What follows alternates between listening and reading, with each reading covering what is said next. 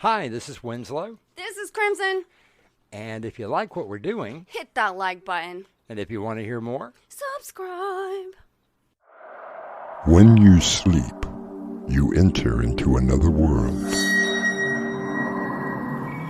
Beyond that world lies the doorway to nightmare.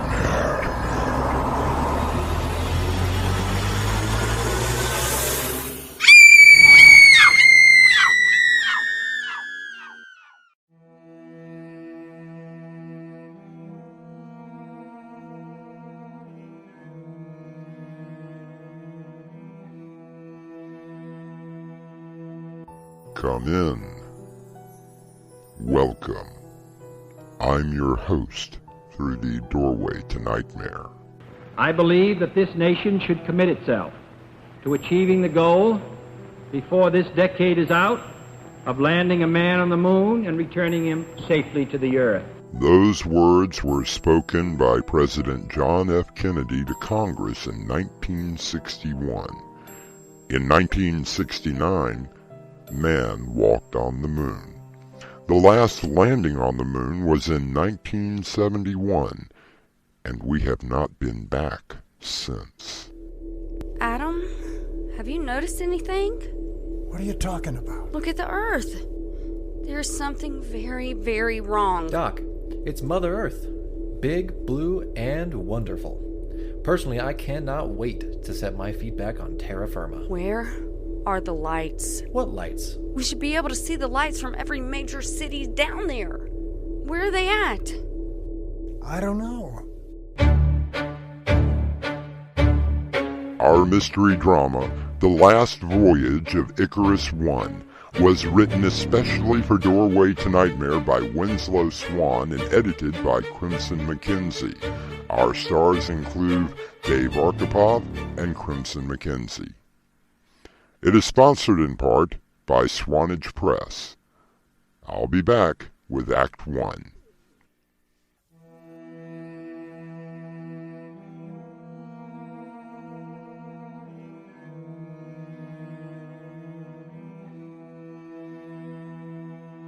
If you were lucky enough to be alive and watched as Neil Armstrong set foot on our closest heavenly neighbor, perhaps you felt a thrill. Mankind had broken the ties with Mother Earth and opened a door.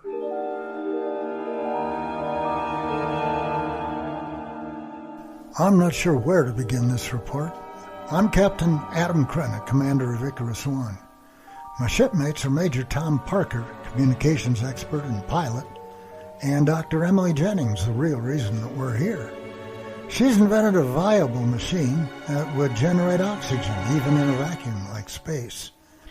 It was a huge leap toward building a base on the moon. Our mission was to land on the moon and put this machine through a series of tests. I remember the day we lifted off. All systems go. Begin final countdown. Everything reading normal. Are you nervous, Doctor? Yeah. Only my first mission to outer space.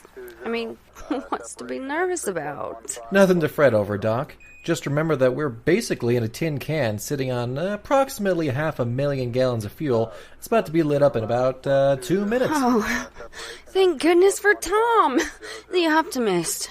I feel so much better. Since they started the space program again, mainly because of you, Tom and I have already made this trip 7 times, so don't worry, you're in good hands. Yep, you're in good hands with Tom. This is Houston Control. Everything looks okay. We're starting final countdown. T-minus 10, 9, 8. We have a go for main engine start. We have main engine start. 4, 3, 2, 1, 0. Liftoff was textbook. Nothing out of the ordinary happened.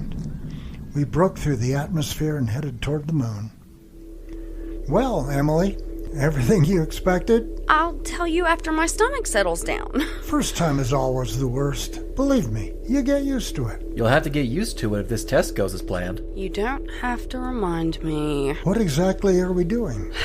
Well, in short, we're going to build some sort of model of a moon base. More like an enclosed tent, biodome type thing.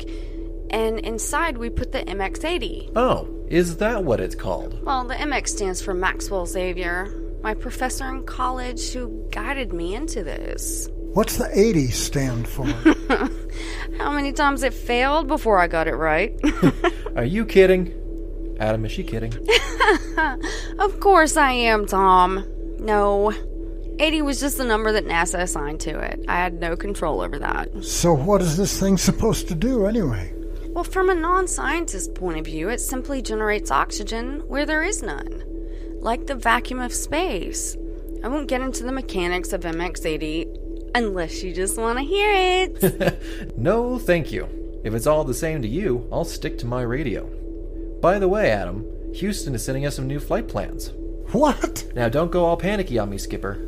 They just want to make sure we hit the right spot, so they're having us go around the dark side and slingshot over to the landing zone. Is that a problem, Captain? I guess not. Tom, radio Houston and tell them that they can kiss my... Orders received, awaiting computer transmissions.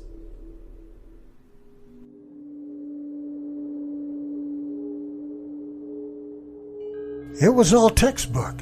Nothing out of the ordinary until we hit the dark side of the moon.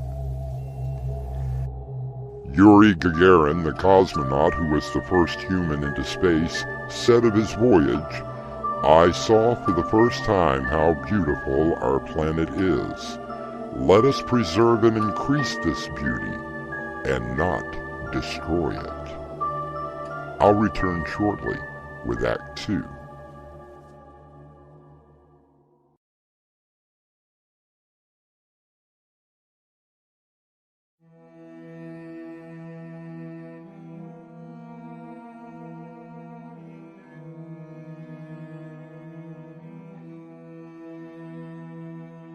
New and exciting discoveries happen often in science. From pharmaceuticals to machines, they are proof of what humans are capable of doing. The whole idea is to finally be able to build a moon base where people can not only work, but live. Sounds like a wonderful escape.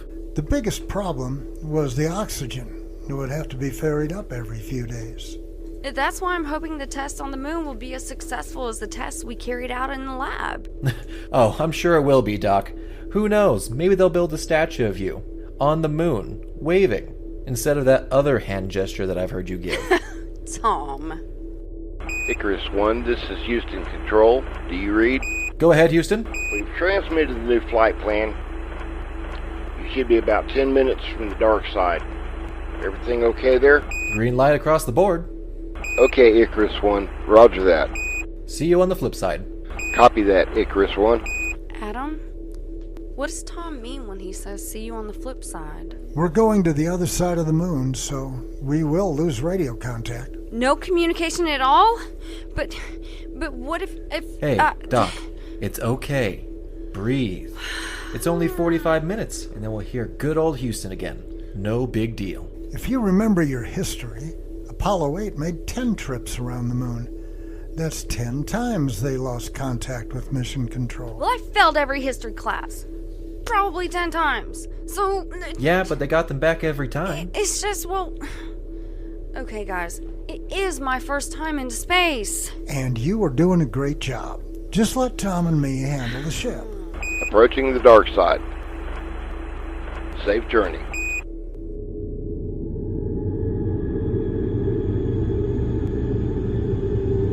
Everything was going just fine. Tom had brought along some Pink Floyd, which seemed appropriate. I was finishing up some of the reports that NASA always wanted. And Emily was looking at the expanse of space. I could see the smile on her face. Amazing, isn't it? Beautiful. Without Apollo 8, we would have never seen what this side of the moon looks like. You mean... no aliens? No aliens. A lot of unanswered questions, but no aliens. Perhaps if this test is successful... And it's going to be... by next year, we will be on the first moon base. Oh! What the hell was that?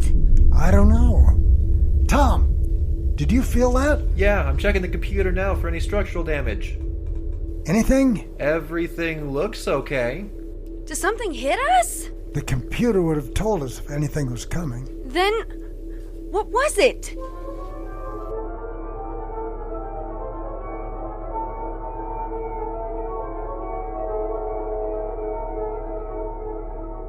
One minute before leaving the dark side. Couldn't happen any sooner for me. There is no dark side of the moon, really, Governor. Matter of fact, it's all dark. Oh, thank you, Major. I kind of needed that. Anytime, Doc, anytime. 30 seconds. We should be hearing the soft strains of the Houston Mission Control right about now. Maybe my watch is off. Adam? Try making contact, Tom. Icarus One to Houston. Icarus One to Houston. Are you reading me? Try them again. Mission Control Houston, this is Icarus One. Are you reading me?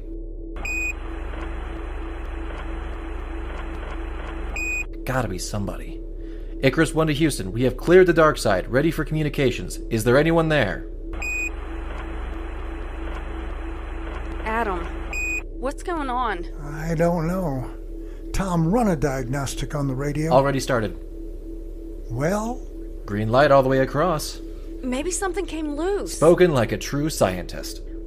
When we felt that bump, or jolt, or whatever it was, maybe it knocked something loose that the computer isn't monitoring. She's got a point, Tom. Okay, I'll check the inside, but this isn't like changing a fuse. Well, Tom? All systems check out. Try Houston again. Icarus One to Mission Control Houston. Icarus One to Houston. Do you read me? Still no answer. So what do we do? We scrub the mission. Get back to Earth. What? We can't do that. I mean, just because the radio doesn't work? My number one job was to get this done. You don't understand. It costs too much money just to get us here to not do something. And my number one job is the safety of the crew. Tom, put in the coordinates. Let's head back to Mother Earth. Should I keep trying mission control? Yes, I'm hoping that they're getting our transmissions. So, how long will it take us to get back to show everyone that we're failures? It takes about 3 days. We haven't failed. We've learned what to do and what not to do. And you've learned how to listen and be safe. Look, you can see the Earth through the portal. So, I wanted to be on the moon, setting up for the test, watching my life's work come to fruition. Doc, I'm sorry. I'm sure that NASA didn't count on this either. Like you said, there will be other missions.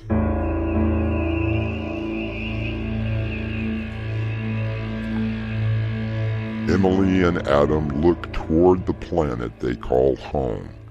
Tom works on the radio, still trying to reach someone on that planet. I'll return shortly with Act 3.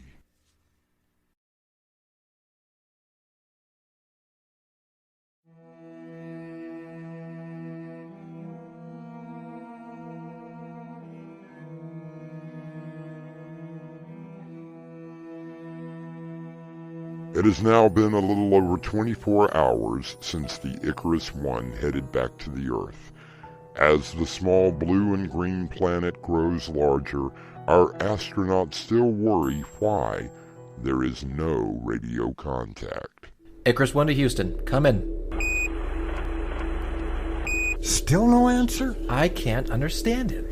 I've checked every circuit, ran every test, and there's absolutely nothing wrong with the equipment. Keep trying, Tom. Adam, have you noticed something? About what? Part of the Earth is in darkness. Yeah, so? Shouldn't we be able to see the lights of some kind? What do you mean, Doc?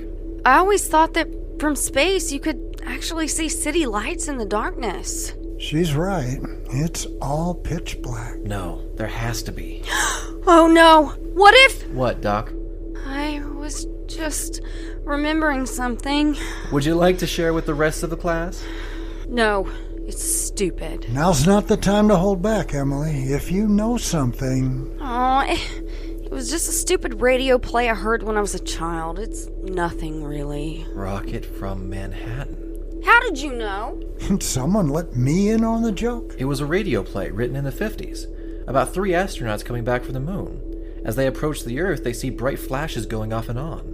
They realize that there are bombs going off. Yes, and the only radio contact is in Morse code until... Hey, both of you, stop! Maybe there's a blackout in that part of the world. Look, it's gonna be okay. We land in about 30 hours. Then I vote we check out the pantry. I heard they stocked it with steak last time. Steak burritos. Later. In the meantime, Tom, do you think that perhaps the antenna on the outside is damaged? Hey, maybe it's something that the computer isn't hooked up to. Or perhaps a faulty connection, like Dr. Jennings suggested. But how would we even go about trying to fix it? Looks like I get to take a walk on the outside. Save a burrito for me. Tom did just that. It took about 2 hours altogether. When he came back into the command module, news had gotten worse. Well? The antenna is fine. No damage at all. But... whatever hit us on the dark side, it tore off some of the heat shields. Oh, great. What does that mean? It means that we can't land. Can't land? If we hit the atmosphere without heat shields, we'll all burn up. So what do we do? Captain, it's your call. Houston has to know that we're coming back. We'll just circle around, hit an orbit, and wait for a rescue. But if the radio isn't working, and they're not expecting us for some time now, how will they know? I don't know.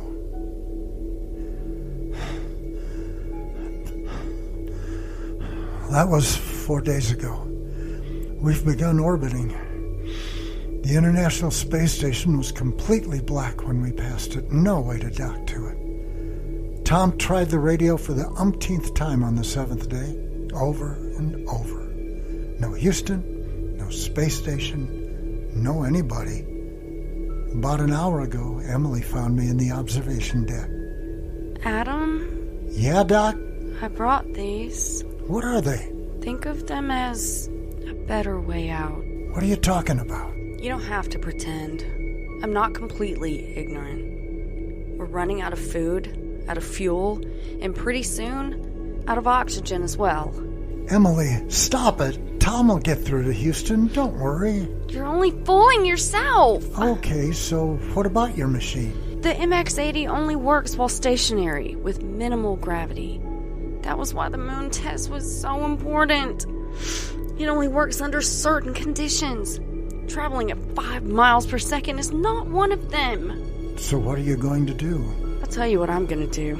I'm going to go back to my bunk, strap in, take these little pills, and quietly go to sleep. Where's Tom?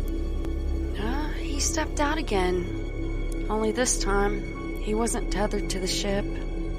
He said something about floating away.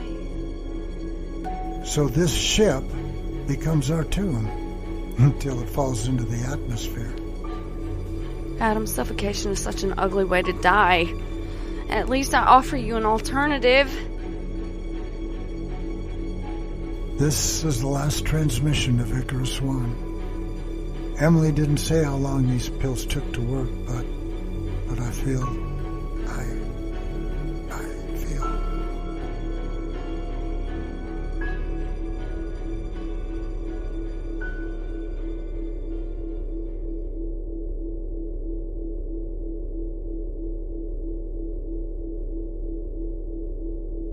Houston to Icarus One. Mission Control to Icarus One. Hope you're still in one piece. Sorry about the radio silence. We had one hell of a solar flare. Knocked everything off the grid. You may have felt it while on the dark side. Took us this long to get the radio back up. Which, by the way, was priority 1. A lot of stuff still not working. But it won't be long. Can't wait to hear how the test went. Icarus One? Are you still with us? Faith, instead of fear, is one thing scientists do not usually have. They believe in cause and effect. Should they have carried only a mustard seed of faith, they would have waited on the call from Houston. Sometimes it pays to trust and believe. I trust that you will join me back here shortly.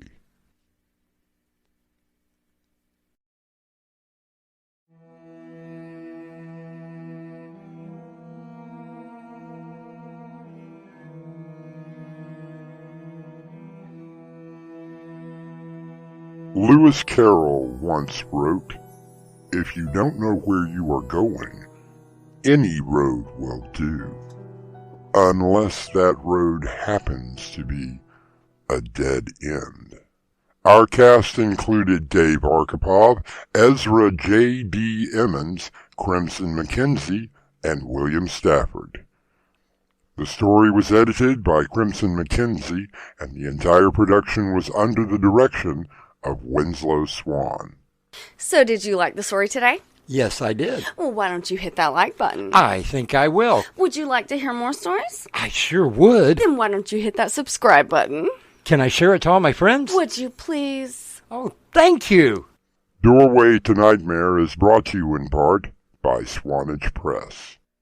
This is your host, inviting you to return with us through the Doorway to Nightmare for another adventure into the world of your terrifying imagination. Until next time, slumber peacefully. Epilogue. The butler did it.